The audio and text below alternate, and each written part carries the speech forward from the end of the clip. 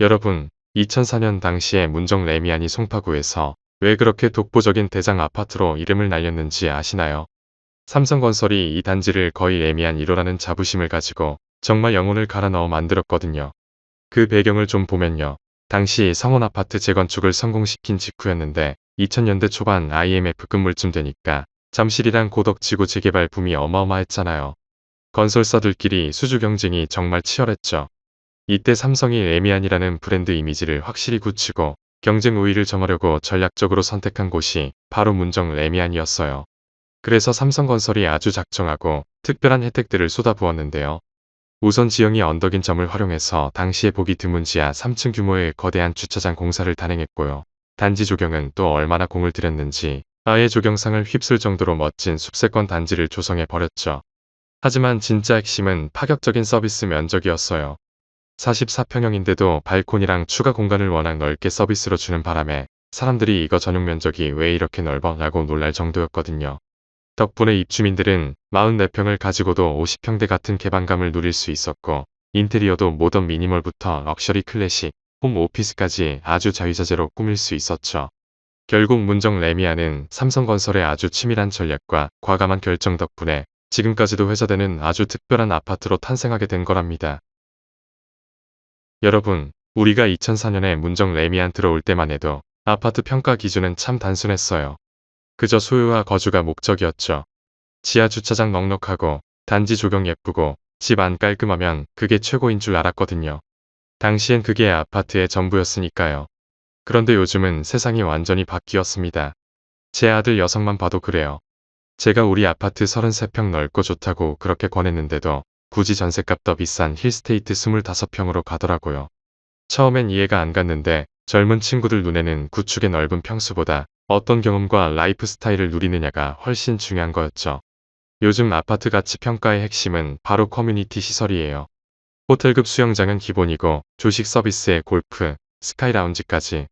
사실 밖에서 보면 좀 보여주기식 같아도 거기 사는 사람들은 그 안에서 누리는 라이프 스타일에 엄청난 자부심을 느끼거든요.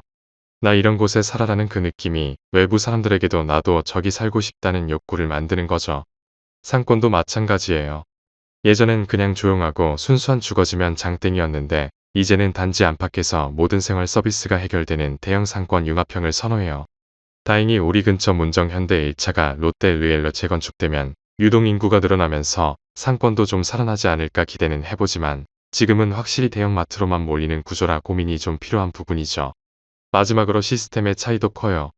예전엔 홈네트워크 정도가 고작이었지만 요즘 신축은 제로 에너지 건축물에 AI와 IoT가 결합한 스마트 홈 시스템이 기본이잖아요. 에너지 절약은 물론이고 모든 걸 폰 하나로 제어하는 세상이 된 거죠. 결국 2004년식 하드웨어 중심의 사고방식에서 이제는 2026년식 소프트웨어와 경험 중심의 패러다임으로 아파트 가치 평가 기준이 완전히 넘어갔다고 보시면 됩니다. 우리 아파트도 이런 변화에 발맞춰서 충분히 가치를 높일 방법을 찾아야 할 때인 것 같아요. 재건축과 관련해서 우리 단지의 미래를 볼 때 막연한 기대보다 현실적인 사업성을 먼저 봐야 한다고 생각합니다. 일반적으로 재건축은 용적률을 크게 늘려 일반 분양 물량을 확보해야 사업이 성립하는데 우리 단지는 현재 용적률이 292%로 이미 매우 높습니다. 재건축에서 기대할 수 있는 최대 용적률이 300% 수준이기에 남는 여지는 고작 8%포인트 정도에 불과합니다. 이 정도 차이로는 사업비를 충분히 감당하기 어렵고 서울 비행장 고도 제한까지 감안하면 층수와 규모를 더 키우는데도 한계가 있습니다. 결국 재건축은 시간만 오래 걸리고 실제 실익은 크지 않을 가능성이 높습니다. 그래서 저는 지금 시점에서는 재건축을 기다리기보다 리모델링을 통해 주거 환경을 개선하는 방향이 더 현실적이고 현명한 선택이라고 생각합니다.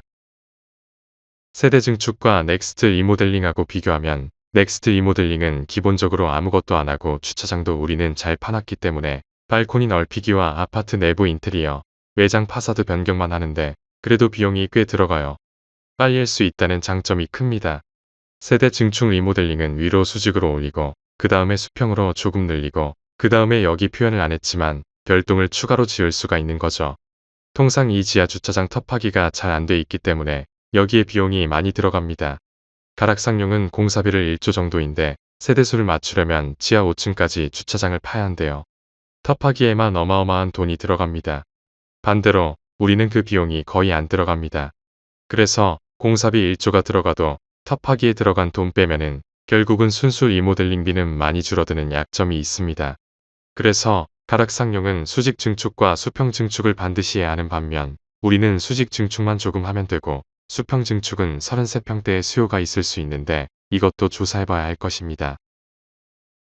대수선, 세대 증축, 그리고 삼성 넥스트 리모델링은 다시 정리를 했는데요. 대수선은 재건축을 위해서 하는 겁니다. 재건축하기 위해서 2035년까지 기다려야 하는데 그때까지 아무것도 안 할 거냐? 대수선이라도 하자는 겁니다. 대수선은 2년 이내 된다고 가정을 하는데 대수선 하면 건축 연도가 2004년으로 그냥 남습니다. 그래서 10년 뒤에 2035년에 재건축을 시도할 수가 있어요. 그리고 현재 대수선은 이사를 안 한다고 하는데 과연 이사 없이 될 거냐? 한 세대 인테리어도 소음이 엄청난데 동 전체를 31개 동을 다 바꿔야 되는데 과연 그 소리를 다 들으면서 살 수 있겠느냐? 이게 문제입니다. 여기서 이제 우리가 눈여겨봐야 될 거는 대수선을 지금 한 예가 없습니다. 두 번째 세대 중축 리모델링은 우리가 수직 증축을 한다면 이제 3계층을 올릴 수가 있는 거고요. 세대 증축하면 254세대가 늘어나고 그 다음에 세대 분리 5%를 하면 84세대가 10%를 하면 168세대가 이제 혜택을 보는 거죠.